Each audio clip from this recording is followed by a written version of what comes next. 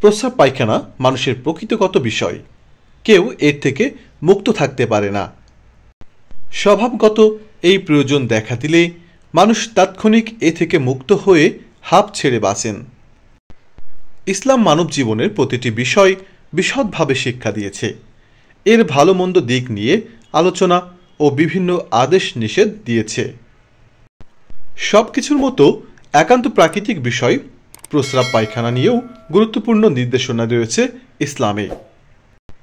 হাদিসের গ্রন্থগুলোতে ইস্তেঞ্জা নিয়ে বিশদ বর্ণনা ও আলাদা আলাদা অধ্যায় রয়েছে।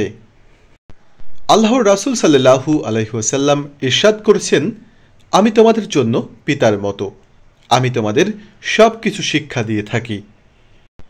তোমরা প্রকৃতির ডাকে সাড়া দিতে গেলে কেবলাকে সামনে বা পেছনে নিয়ে বসবে না।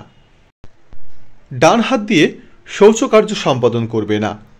তিনি 3টা ঢিলা ব্যবহারের নির্দেশ দিতেন এবং গোবর ও হাড্ডি দ্বারা ঢিলা করা থেকে বারণ করতেন। স্বভাবগতভাবে মানুষ প্রস্রাব পায়খানা করার জন্য গোপন ও আড়াল জায়গা বেছে নেয়। হাদিসেও এমন জায়গার কথা বলা হয়েছে। হযরত আবু মুসা রাদিয়াল্লাহু তাআলা এর সূত্রে বর্ণিত, একদিন আমি রাসূলুল্লাহ সাল্লাল্লাহু আলাইহি ওয়াসাল্লামের সঙ্গে ছিলাম। তিনি প্রস্রাব করার ইচ্ছা করলেন। অতঃপর তিনি একটি দেওয়ালের গোড়ার নরম মাটিতে গিয়ে প্রস্রাব করলেন। এরপর তিনি বললেন, তোমাদের কেউ প্রস্রাব করতে চাইলে যেন নিচু নরম জায়গা অনুসন্ধান করে নেয়। কিবলার দিকে মুখ করে বা পিঠ দিয়ে প্রস্রাব পায়খানা করা শরীয়তের দৃষ্টিতে বৈধ নয়। হাদিস শরীফে এসেছে, রাসূলুল্লাহ সাল্লাল্লাহু আলাইহি ওয়াসাল্লাম বলেন, তোমরা যখন মলত্যাগ করতে চাও তখন মলত্যাগ বা প্রস্রাবের সময় কিবলাকে সামনে বা পেছনে রেখে বসো না। হাদিসে প্রস্রাব পায়খানার নির্দিষ্ট আদব ও শিষ্টাচার শিক্ষা দেওয়া হয়েছে এবং টয়লেটে প্রবেশের আগে ও পরে দোয়া পড়ার কথা বলা হয়েছে।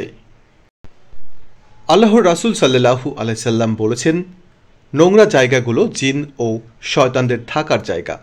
অতএব তোমাদের মধ্যে কেউ যখন প্রস্রাব পায়খানা যায় সে যেন এই দোয়া বলে। উচ্চারণ: আল্লাহুম্মা ইন্নী আউযু বিকা মিনাল খুবুসি ওয়াল খাবাইস। অর্থ: হে আল্লাহ, আমি আপনার আশ্রয় প্রার্থনা করছি দুষ্ট পুরুষ জিন ও দুষ্ট নারী জিনের অনিষ্ট থেকে। অথবা আরেকটি দোয়া বলা যেতে পারে। উচ্চারণ: বিসমিল্লাহি আল্লাহুম্মা ইন্নী আউযু বিকা মিনাল খুবুসি ওয়াল খাবাইস। অর্থ: আল্লাহর নামে শুরু করছি, হে আল্লাহ, আমি আপনার আশ্রয় প্রার্থনা করছি দুষ্ট পুরুষ জিন ও দুষ্ট নারী জিনের অনিষ্ট থেকে।